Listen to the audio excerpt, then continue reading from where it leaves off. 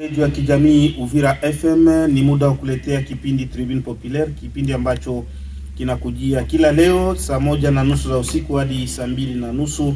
Tukiomba samahani kwa dakika hizi ngapi hivi ambazo tumekusha kuzimenya, ila natumaini ya kwamba mko nasi mnatutega sikio mahali popote mlipo. Kabla ya kuzungumzia mada, na wapa namba za simu ni 089 87 79 973, 089 87 79 973, 082 66 082 66 04 Hizo ndio namba zetu za simu ambazo utakuwa umeandika SMS yako na moja kwa moja tutakuwa tumeisoma hapa. Mada yetu inazungumzia kuhusu kuwasili kwa waziri wa mambo ya nje ya Rwanda nchini Kongo ya Kidemokrasia hapo Goma. Nini imesababisha kuwasili kwake hapo, ama malengo gani ya kuwasili kwa waziri wa mambo ya nje ya Rwanda hapo mjini Goma, na nini ilikuwepo? Je, kulikuwepo na mazungumzo hapo pa Goma ili kwamba ziara hiyo ipate kufanyika hapo mjini Goma, na nini maoni ya raia wa Kongomani baada ya ziara hiyo ya waziri wa mambo ya nje wa nchi ya Rwanda mjini Kongo ya Kidemokrasia hapo Goma? Hiyo ndio mada yetu ambayo tutazungumzia na kutaka kujua mengi kuhusu yale ambayo tumeandaa. Tumealika vyama vya kisiasa ambavyo tuko navyo tayari ndani ya studio. Tumealika chama cha kisiasa IDPS Uvira ambayo inawakilishwa naye bwana Issa Baindulu ambaye ni communicateur wa IDPS section ya IDPS Uvira, na tumealika vile vile chama cha kisiasa Arsene yake mheshimiwa Justin Bitakwira Bionahai ambayo imewakilishwa ndani ya studio na msemaji wa chama hicho bwana Basimise Makangara Elize. Tumealika chama cha kisiasa SD yake mheshimiwa Martin Fayulu ambayo imewakilishwa ndani ya studio naye Espoir Kalolo Paul ambaye ni porte-parole wa SD jimboni Kivu ya Kusini, na tumealika chama cha kisiasa PPRD ambayo bado hawajawasili, ila natumaini ya kwamba wako njiani, watawasili muda wowote huo, mtawasikiliza. Na tumealika vile vile analyste independent ambaye ni Patience Miruo, naye tuko naye ndani ya studio. Ufundi wa mitambo ni Roger Sek, na upande wa kamera hapa ni Merci ambaye anatusaidia ili kwamba mpate mtapata kuona kwenye YouTube kunako ATV hii mada ambayo tunakuwa nayo leo kupitia kile ambacho tunawaandalia. Kwa hiyo tunatakia nyote usikivu mwema na tunasubiri maoni yenu kwa namba hizo ambazo tumewapa. Bila kukawia, acha moja kwa moja tukaribishe walikuwa wetu bwana Issa Baindulu. Tunasema jambo na karibu tena ndani ya studio ya Uvira FM. Jambo bwana mtangazaji, jambo tena. Hata nisalimie wako debater wangu wote ambao tuko nao kwenye studio. Vile vile nitakwenda kusalimia raia wote Uvira ambao wanatufuata kwa saa kama na hizi na wakombatana. Labda bwana Jile samahani, bwana Issa Baindulu samahani, naona sauti yako bado haijasikika kwa wasikilizaji wetu ambao labda wanakuwa na nia ya kukutega sikio. Bwana Issa, tunasema tena jambo na karibu kunako radio ya kijamii Uvira FM kwa wakati huu.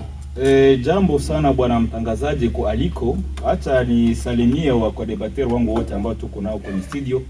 Vile vile mtakwenda kusalimia raia yote ya Uvira ambao inatufuata kwa saa kama na hii. Vile vile nitakwenda kusalimia kwa kipekee wakombatanti wote ambao wanakutusikiliza kwa saa kama na hizi.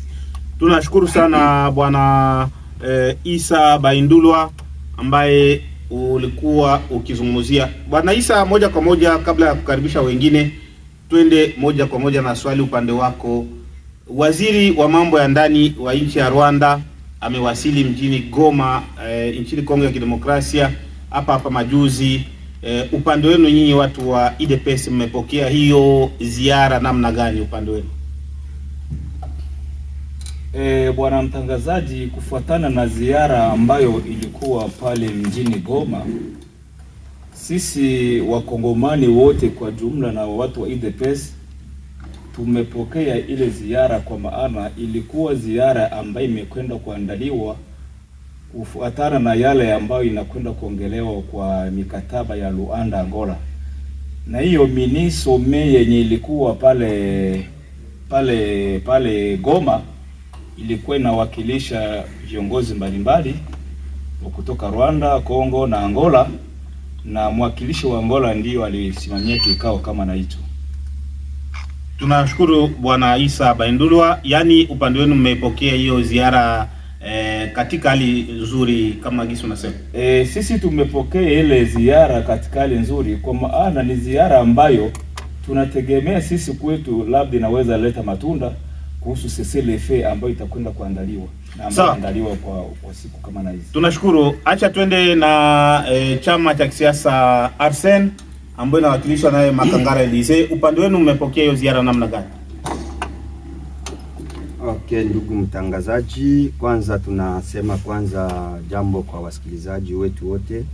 Tunasema pia jambo kwa wakodebatere wote ambao tuko nao sasa hivi kwenye radio hapa, na tunaprofite bien sûr kusalimia wanamemba wa chama kikubwa cha kisiasa katika nchi ya demokrasia ya Kongo na kusalimia mheshimiwa Justin Bitakwira. Ndugu journalist, sisi ni chama cha kisiasa Alliance pour la République et la Conscience Nationale, chama ambacho kina faire partie ya Union Sacrée. Mais de toute façon tunaona kama ni bahati kutuita participer kwa emission kama hizi pour que tusaidie population comprendre nini inafanyika katika siasa ya nchi ya kidemokrasia ya Kongo, kwa sababu kwetu sisi sio kuapartenir ku regroupement politique njo inatufanya kukuwa wapumbavu, watu ambao hawana nizamu na tuabandone population. Kwetu sisi chama cha kisiasa Arsene, ujio wa ule jamaa ule Mnyarwanda pale Olivier kama Nduhingirire, sikuwa napenda hata kujua jina lake kwa sababu Mnyarwanda ni Mnyarwanda tu. Sasa kwetu sisi chama kikubwa cha kisiasa Arsene, tunaweza kusema kama ni traition, paske hatutegemei kama ndani ya Mnyarwanda kuya Kongo ndio tunaweza kupata usalama.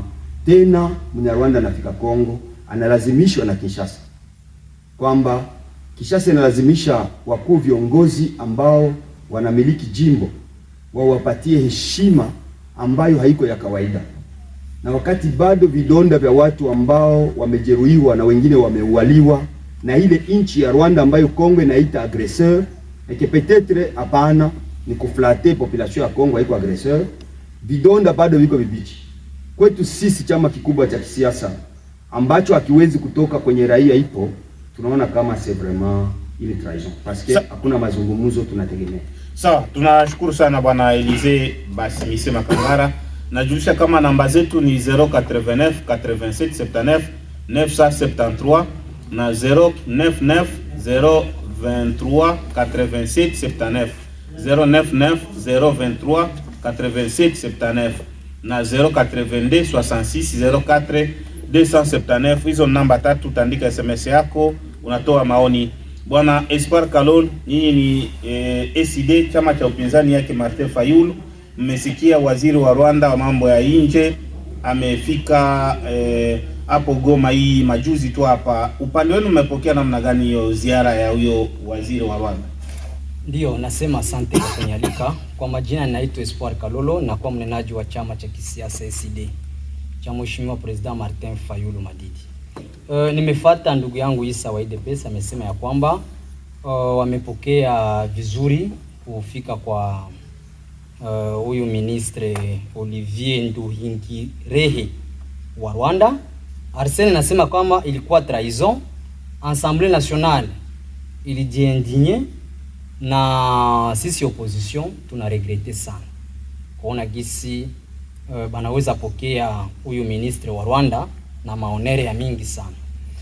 Ni kukumbusha wakongomani wajue ya kwamba utariki 5 ya mwezi wa 11 njoo huyu ministre wa Rwanda Olivier alifika katika nchi yetu ya Kongo. Ilipofika tariki 7 ya mwezi wa 11, Vital Kamerhe pamoja na wadepute wakaambia delege mwalikuwa na representer Donc vice ministre wa justice wanamuita Samuel Mbemba, kumwambia ya kwamba aende ambie la premier ministre ya kwamba kupokea huyu Mnyarwanda Olivier kumpatia ile maonere yote hivyo, wanaregrete sana na wanajendinye sana kama vile wabunge. Na ingine siku akikuyaka Mkongo, ni kauli ya Sasa Vital Kamerhe amesema ingine siku akikuyaka Mkongo wasiozake kumpokea tena kama vile kama gisi walimpokea. Ile deja si ikatusurprendre kusikia kwamba president wa Assemblée nationale haiko tout à fait d'accord na première ministre, la première ministre Judith. Nikaelewa ya kwamba kuko contradiction entre gouvernement na Assemblée nationale. Sawa. Labda utashite bwana. Oui, nikasema kama kuko contradiction entre gouvernement na Assemblée nationale et déjà kuna kwa vitu yenye viendeki. Donc, ukianalize gouvernement, ukianalize na Assemblée nationale, pale kuna kuwa utata kati ya gouvernement na Assemblée nationale suite par rapport na maneno yenye Vital Kamerhe amesema katika Assemblée nationale. Sasa utaongezea, acha tukaribishe bwana Gilles Rukanika ambaye anawakilisha PPRD Uvira. Bwana Gilles, utazungumuza tunasema tena jambo bwana Gilles, na siku nyingi sana uparticipe kwa hii emission Tribune Populaire. Tunasema jambo na karibu tena. Jambo kwa ndugu mtangazaji, jambo kwa wakodebateri wote ambao tuko ndani ya studio, na profite tena kusalimu raia yote ya Uvira na wakamaradi wote wa PPRD. Bwana Gilles, moja kwa moja swali yetu inasema kuhusu nyinyi watu wa PPRD, mmepokea namna gani ziara ya ule waziri wa Rwanda kufika hapo Goma hiyo hapa majuzi? Ni mambo ya aibu sana, tena na diplomasia yao agissante ya uongo. Ni kusema kama ewo hawawezi kunegosia na Rwanda na kumbe wako na negosia na Rwanda. Wakongomani ni jambo la kushangaza, UDPS inatia haya kwa diplomasia yake nyiko nafanya na kutupatisha haya. Tunatosha import tax na kunakuwa watu wenyewe kusema tu uongo na kudanganya Wakongomani. Eske ni UDPS ndio inaongoza nchi ama ni mavyama mbalimbali bwana? Kama nasema UDPS na yeye mwenyewe niko na nukulu. Sawa. Tunashukuru sana. Huyo ni mtu wa UDPS ambaye Gilles Rukanika wa PPRD plutôt ambaye ni communicateur wa PPRD Uvira. Bwana analyste independent, unasikia gisi walikwa wanasema ama wafanya siasa, wewe una analize namna gani ziara ya ule waziri wa Rwanda?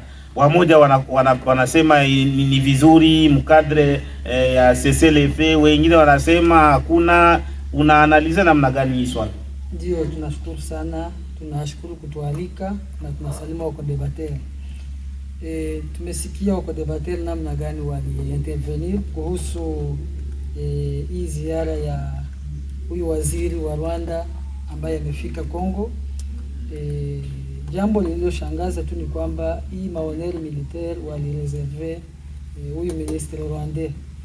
Na ukiangalia ndugu mtangazaji, katika hali ya matumikio honneur militaire zinakuwa reserve kwa personalite benye bako très important. C'est-à-dire kama Kongo na reserve honneur militaire kwa ule ministre wa Rwanda, ina maana walimkamata kama vile mtu wa maana sana, na wanamkamata mtu wa maana kwa ajili ya nini? Kwa ajili ya kazi yake amewahi kufanyizia Kongo, ama kwa ajili ya kazi Rwanda imewahi kufanyizia Kongo. Jambo la kwanza. Jambo la pili, labda courage, bravura yake, nguvu zake alitumikisha kwa kusaidia Kongo kuendelea mbele, ndio imesababisha watampatia hiyo, ama stati yenye wanamkamata nayo ndio ilisababisha.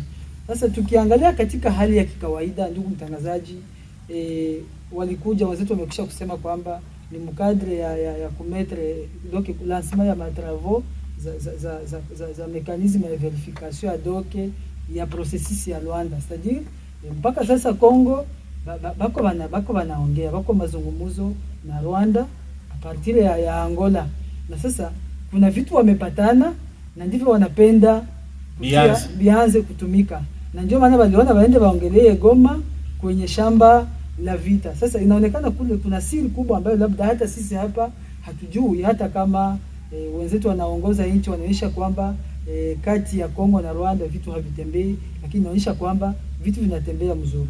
Sasa kwa mtazamo wangu ni kwamba katika viongozi, katika hali ya uongozi wa nchi ya Kongo, kuna hii tunasemaka kila wakati watu wanaenda negotiate, hiyo ni tunasikiaka wanasema communique finale na mengine tunasikiaka, lakini hiyo haikuwaki kabisa. Ndio lengo kubwa. Kuna kwa hii tunaita relations internationales agenda caché, yenye hawawezi kusema wazi, na ndio hii ilisukuma Kongo kufanya vitu kama hivi. Stajiri wanaona umuhimu, wanaona msaada kubwa wa Rwanda ambao wanachangia leo, hata kama watu wa Daer ni mshamba yenye watu wako wanakufa, ni muraia yenye iko na matatizo leo, wanampokelea pale na wanamreserve honneur, kuambia wakongomani kwamba huyu ni mtu mwenye ni wa maana sana na nchi yake inasaidia sana Kongo kuendelea mbele. Sawa, tunashukuru sana bwana Patience Miruo, wewe ni analyst independent. Acha tuende na bwana Isa, ulisema kama mkadre ya hii mazungumzo kumaliza vita huko Nord Kivu ama huko Este, yawezekana inaweza ikawa hiyo ziara iko vizuri. Sasa kwa nini hiyo, kama gisi bwana Espoir Kalolo amesema kuko kama ma contradiction? Hawa wanasema hii ziara iko hivi, hawa wanakondane, hawa kama watu wa Arsene au upande wao wanakuambia iko saa kuko katraizio fulani. Koma mnaweza sema Rwanda iko na vita na Kongo, kisha tena mnapokea ule waziri wa Rwanda na maonere moja hivi. Vital Kamerhe naye kama spika wa bunge yani ameshangaa kuona viongozi wa Kongo waandalie ule waziri heshima zenye labda kiongozi wa Kongo hajapataka hapo Goma. Bwana Isa. Bwana mtangazaji, kuhusu mapokezi ya ministri wa Rwanda Kongo, na kizadi mgeni ni sherti apokelewe faso yenyewe benzetu wanasema gisa alipokelewa. Ndio mimi siwezi gusia hapo sana sana, wanasema kama amepata heshima zenye angelistahili kuzipata.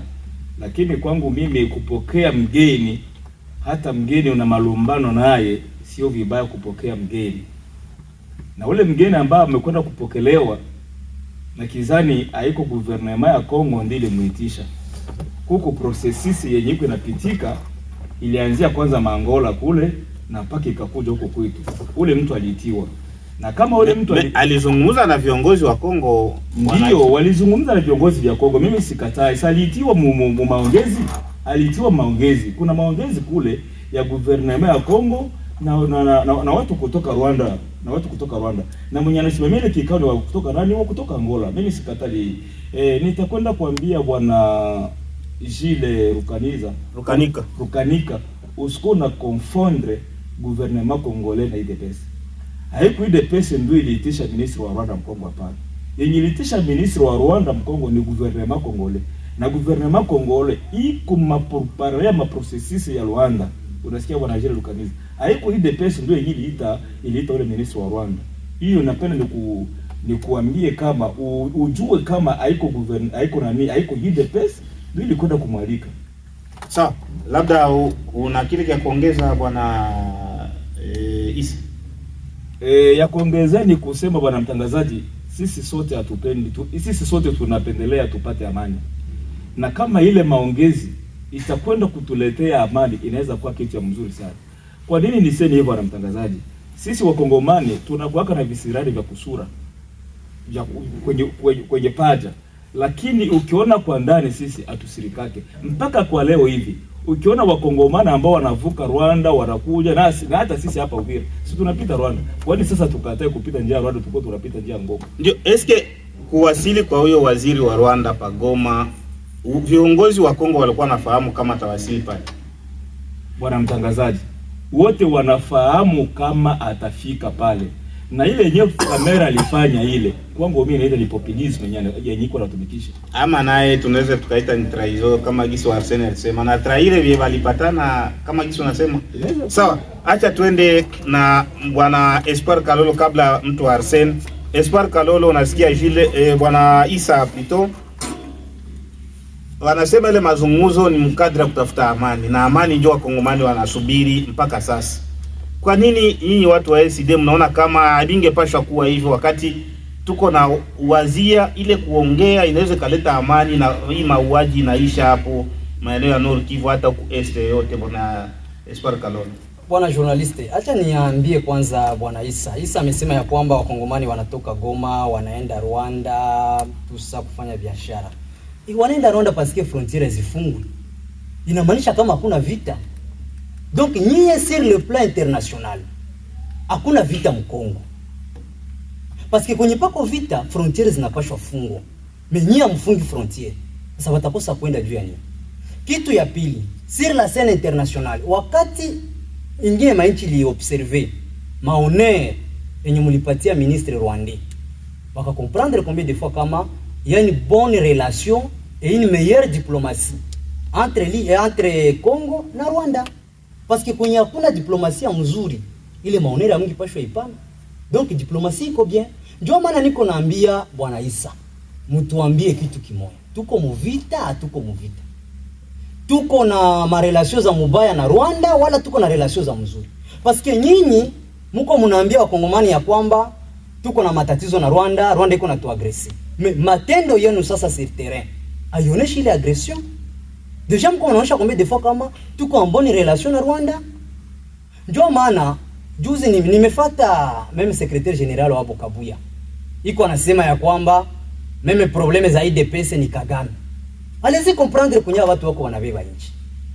Donc na maprobleme yenu interne ya IDPS na kwa ni Kagame. Donc nyie mko mnasema vitu benye havina msingi.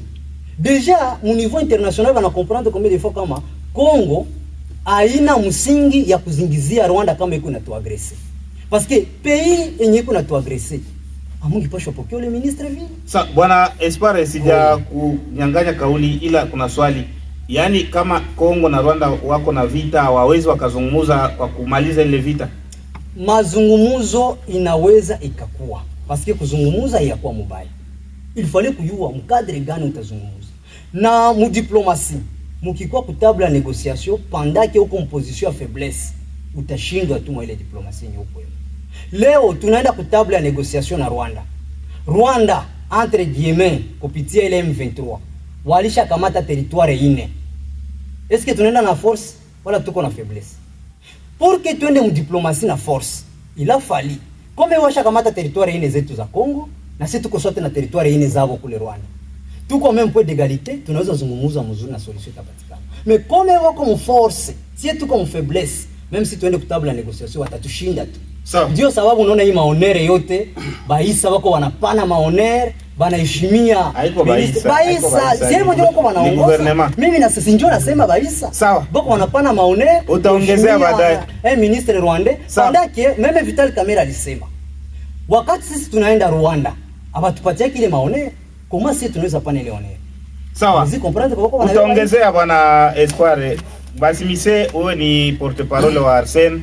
Nasema malgré muko muinyo sacré, mais munapashwa enda bibaya mnavionesha na vizuri mnavionesha. Est-ce que probleme ya honere kwa ule ministre njo itaonesha kama vita Rwanda haiwezi maliza vita na Congo, ama ile honere njo inabadili nini honere bwana Basimise juu mseme kama benzeni biko sawa litraire yenye bangepasha fanya? Journaliste, ninashukuru sana.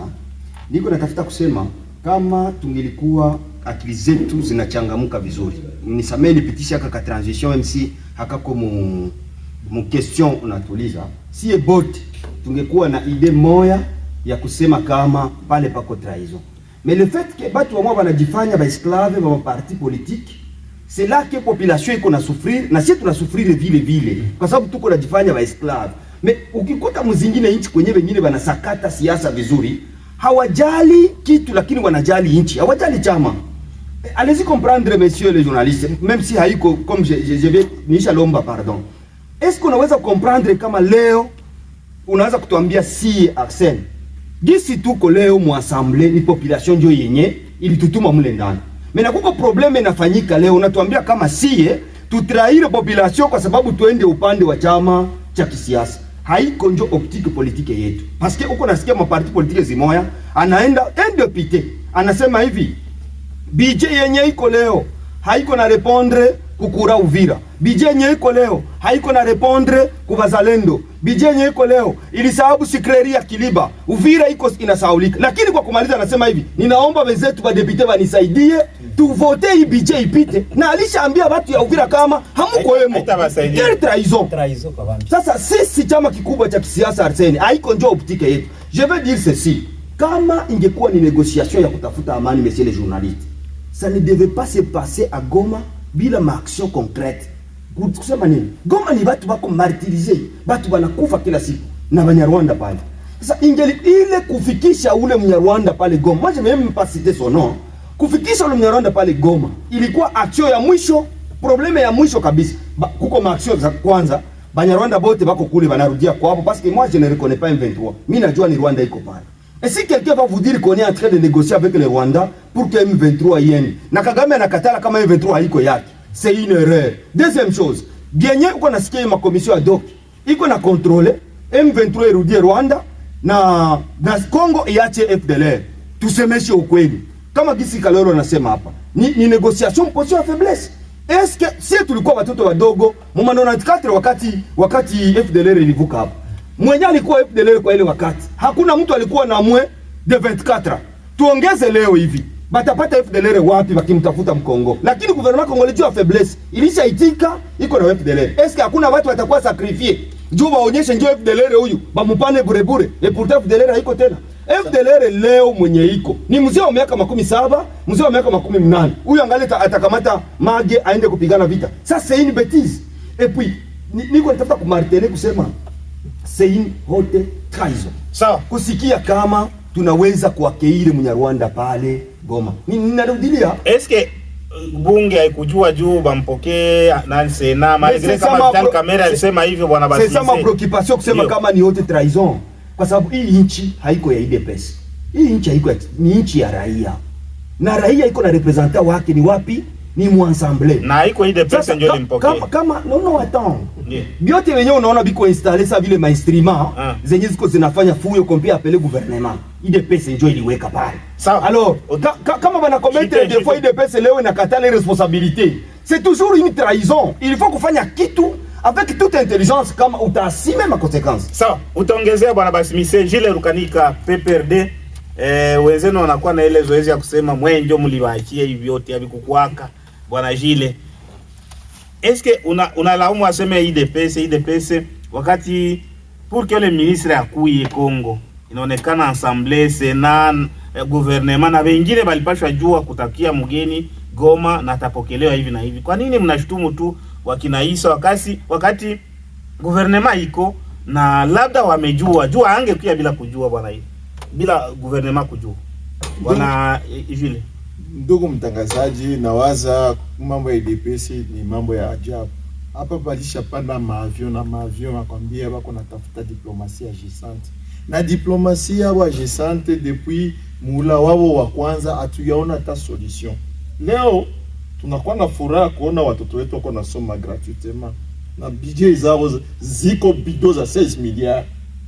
Leo tunafurahi kuona watu wako nateseka Goma hii IDPS haisikie haya. Est-ce que PPRD ilibatia ni royaume ama ni pouvoir iko démocratique? Bali bapatia nchi yote iko mzima. Leo Bunagana ça fait combien des années iko non contrôlé na IDPS. Na wanasema mwenjo mliacha naotesha wale watu. Ba M23 walikuwa ku gouvernement ya Uganda na Rwanda. Leo ni jambo ya ajabu sana kuona Baganda ndio wako na contrôler Ituri. Na haba batu ya IDPS benye abana haya na abana hata uoga wa kusema chochote kile. Leo tuko na Warundi wenyewe wanatuikalia muplene yetu. Atuyu wako na manda ya siku ngapi na wataenda siku gani? Leo tuko na wa Sud Sudanais kule yulu. Leo tuko na wa Kenya kule yulu. Aseme ni force ya Eastern Africa Community. Uwe notre force ya FARDC iko wapi? Watoto wa Kongomani wako wapi? Bwana Gilles, eske mwa mkwana ongea na Rwanda mazungumzo Rwanda mnaenda wapi? Kwa nini mnashutumu tu gouvernement ya wanaisa ya Bakiraisa wakati na mwe mlikuwa nazungumza na Rwanda mara kwa mara? Mamadou Ndala ni mtoto wa Kongo, Lucien Baomba ni mtoto wa Kongo, walipiga M23 bila kuleta force ya Burundi, ya Sud Sudan, ya Kenya, ya nini. Na hii mazungumuzo yote ya kijanja, IDPS inapasha sibiri sanction. Ni kututia haya. Sawa. haya kabisa, na watoto hawasomi, ni haya kabambi, wataanza kesho. Hiyo tu ni uongo mtupu. Sawa, tunashukuru sana msikilizaji wa redio ya kijamii Uvira FM. Natumaini ya kwamba mnaendelea kutusikiliza. Namba zetu ni 089 87 79 973 na 099 023 87 79 na 082 66 04 279. Bwana analyste independant, tuambie upande wako. Ulisema, ulizungumzia mambo hapo, waziri wa Rwanda anafika Goma, inaleta polemiki kwa Assemblée Nationale, kwa député, population mpaka hivi, na kuna wale wako wanajiuliza nini alikuja fanya hapo Goma. Mpaka hivi watu hawajaelewa. Sasa baada ya kumpokea na ile maonere, nini suite ya kukua kwake pale? Eske haiko mkadri ya kutafuta hii amani yenye watu iko na chunga bwana analyst? Kwa sababu Goma watu wanasubiri kabisa waone ile mavilaje mawapi zinarudia mikono ya FRDC na watu wanaendelea kama kawaida. Mtangazaji, kuna vitu vingine vinaweza kukubalika ikiwa mnaona mbele yenu ama mnaona kiongozi mwenyewe anafanana kuonyesha kwamba vinatafanya na vinapaswa fanyika kama vile mwanaume. Aliwahi kusema kwamba risasi moja kilia tu Goma, moja tu, hapana mbili. Mkongomani mmoja anakufa, alisemaka moko pade, anadeklare vita na Rwanda. Tulisikiaka sisi sote hapa. Masasi kapite naanza, wakongomani wakakufa wengi. Wakati walikuwa muuliza akasema, alisema vile alisifiaka. Alisemaka vingine vya Alemania d'Afrique. Wakati walimuuliza akajustifia mwingine fason. Alisema hawezi negosie na Rwanda, likatalaka katukatu, ni lazima mtuto tu. Leo tunashtuka tunakuwa mnegosiation, naonekana wazi sasa kama ni negosiation yenye iko wazi. Sasa tuamini nini? Unagusia Assemblée Nationale. Assemblée situdanganye, lazima hatujui wanani wenyewe. Parce que meme muvikao vyako wenye wanakuwaka bana boykote bitu kama vile vyenye wanabikostele kama ile watu wenye habajui wako wanafanya nini. Kwa sababu mtu kama president wa Assemblée Nationale hawezi limite kwa recommandation, sema mwende muambie premier ministre kwamba tusione tena hiki kitu. Hapana, angepashwa muinterpeller directement ministre wa defense, bangepashwa muinterpeller na akimangamanga ishe kama vitu vitembee mzuri. Kama haiko motion de censure ya kumwangusha yeye, ungepasha kuwa motion de défiance, gouvernement yote naanguka.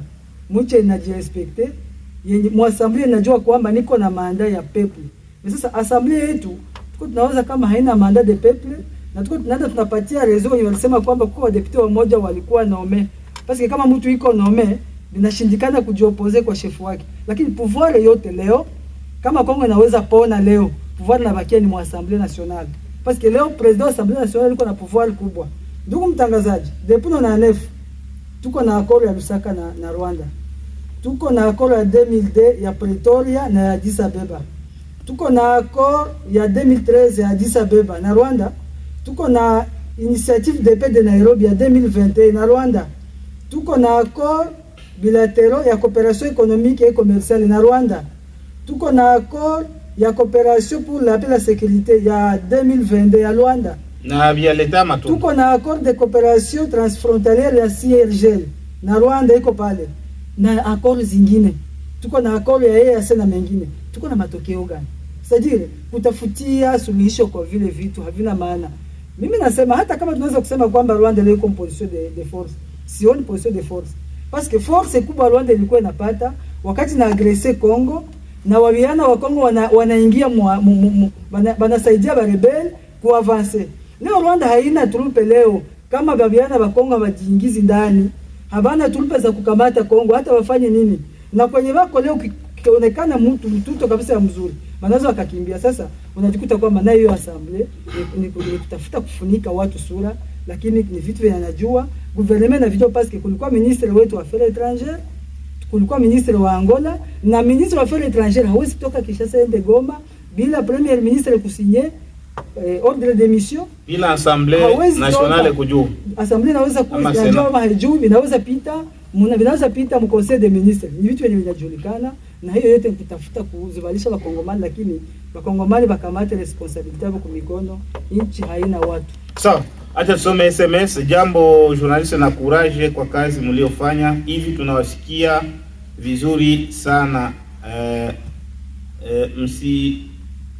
Tunasikia vizuri sana hapa kwenye tuko. Ni Rome Pakatongo. Nafurahia mada hiyo. Nafurahia mada kwa kuwa tulikuwa hatujaelewa. Sasa tunajiswali, je, tungali na vita na Rwanda ama vita ilishaisha? Juu huyo waziri akuye hapo Goma. Huyo ni Rome kutoka Katongo ndio amesema hivyo. Kuna message nyingine hapa. Anasema nini hapa huyu? Tusome hayo. Kuna message hapa. Jambo journaliste, mambo ya M23 ni PPRD ndio ilituleteaka abyo. Hakuna vyenye banaweza tuambia. Ka politiki yabo basi kondane IDPS bure. Akusema jina huyo jamaa. Labda angetuambia jina tungejua ni nani. Utatuandikia utuambie jina ndugu yangu. Kabla ya kupatia bwana Isa kauli, bwana Jile banasema msikondane ba IDPS. Hii dossier mwenjo mlibachiaka IDPS hapo. Dossier M23. Nawaza wakongomani walikuwa nasema wakati mkongomani alikuwa nakufa wakiiba wanasema ni Kabila. Kwa leo hawapendi waseme wenyewe. Walikuwa shota kidole ni wa fulani. Leo ndio ni wako kuchungu. Leo ndio wako nafanya madiplomatie agissante. Je ne dois pas négocier avec le Rwanda. Je suis agressé par le Rwanda. Tunasikia ni mafransi. Cha ajabu ni négociation mtupu na heshima wanaipatia Rwanda. Donc puissance sur le plan diplomatique wanapatia Rwanda pretexte zote ya kusema kama huyu bwana ananisemea bongo. Sawa. Jile tunashukuru sana kwa intervention yako. Acha tukamate Isa. Isa, unasikia jinsi benzako wanazungumza analiste. Eske hii mazungumuzo na Rwanda, na kama jinsi umewahi kusikia rais alisema hakuna tena mazungumuzo na Rwanda, hakuna nini, mambo mengi tumegusha kuyaona. Hii waziri kukia Goma kabisa, siri ya ndani haswa ni nini upande wenu bwana Isa? Labda mnaweza mkafahamu kidogo. Eske ni mwaima kadre ya hivi ya maseselefe wakati raia wako wanasema CCLF me tunasikia village fulani walikamata. CCLF huku wanasonga mbele. Eske hii itasaidia kitu kufika kwa ole waziri pale Goma wakati tunasikia mavilaje hivi ukikucha kesho tunasikia village fulani M23 ilikamata? Mbele ya kujibu swali bwana mtangazaji, mtaambia mwenzetu Jile akuwa anaingia mdeba, asikuwa na paramia yenye yuko mdeba. Juu deba yenye tu tunaongea na kufika kwa waziri Goma. Niko nasema vishaanza kuwa kama vile tofauti. Kufuatana na swali lako ambao umekwenda kwenye swali inasema ya kwamba kama hii mazungumuzo na hii kufika kwa ole waziri itageuza nini? Mazungumuzo haikuanza leo ya Kongo na Rwanda bwana mtangazaji. Na mkaikata. Na kizani bwana Patience ameonyesha kama mazungumuzo yaanza meme mdemile na wenyewe walikuwa mwa mazungumzo na walikuwa wa Mkinajile hapo. Na wa Mkinajile walifanya 18 ku pouvoir ndio walifanya. Lakini kwa leo sasa anaanza pandisha sauti sasa mwenyeko na rezo. Sawa mtakatifu. Sawa mtakatifu. Na ndio maana amwambia kwa bwana Jile ya kwamba nyinyi watu wa PPRD amuna leso ya kutoapprendre si watu ide pesi sur le plan politique ya nchi. Bale ba M23 bale wenye bako kule. Balikuwa ba CNDP, balikuwa banani, zilikuwa fruit zenu zenye nyinyi mlipanga. Na bwana mtangazaji, na nisukate kauli na mkasema mtadebulone vyenye hapo waliacha vibaya bwana Isa, amuya videbulone mpaka hivi. Bwana mtangazaji, vita vinakuwaka virefu lakini vinakuwaka na mwisho. Yenye naweza nikakwambia ni nini? Mwenye hiko derriere ya ile vita. Kwa maana himbwa haiwezi panda kumti bila kupandishiwa. Sisi kwetu tunaona Kagame na nyuma ya Kagame kuna watu wengine. Juu kifuata vita vyenye viko pale Goma bwana mtangazaji, Rwanda haiwezi jaribu kupigana na Kongo. Na yale yote kama sisi tunapenda kuua mazungumuzo, tunapenda amani. Kwa maana sisi wakongomani sisi hatupendi umwangaji wa damu Rwanda, hapana. Sisi tunapenda amani. Na naambia mwenzetu hivi, hii nchi ni yetu sio wote. Hii nchi ni nchi yetu sio wote. Kama rais alitoka kwa chama cha UDPS, hautakia sema kama ni wa UDPS. Rais akuwa rais wa nchi mzima. aishakuwa rais wa Wakongomani, na ule premier ministre wa Wakongomani, na wale wadepute wote wenye wako kwenye bunge ni wadepute wote wa Wakongomani, na wale wa ministre wote wa Wakongomani. Bwana Patience, bwana Gilles, ile ndio napenda nikuambie. Na bwana Patience anasema ya kwamba nchi haina watu. Hapana, nchi iko na watu bwana. Wewe usiku mtu, wewe huwezi ongoza, manake wewe unajineglige kama wewe huwezi ongoza bwana Patience. Hapana, nchi iko na watu. Kile unaweza sema ni nini? Watu wa nchi wanakuwaka na tabia nyingine, changement de mentalité yetu ingali mentality ya Wakongomani ingali chini sana, na ndio maana tunapaswa tuchange mentality. Kwa maana hii nchi yetu hii, ukikuwa kitu kama kiponyoka tu, kila mtu anataka wa kwanza kufanya nini? Kunawa mikono, sasa vile Pilato alimnawa Yesu. Ndio tatizo ya hii nchi. Lakini nchi ina watu wa kuiongoza. Hata na wewe unaweza kuiongoza, usiseme hapana nchi haina watu. Hapana, nchi ina watu. Cha muhimu ni kusema nini?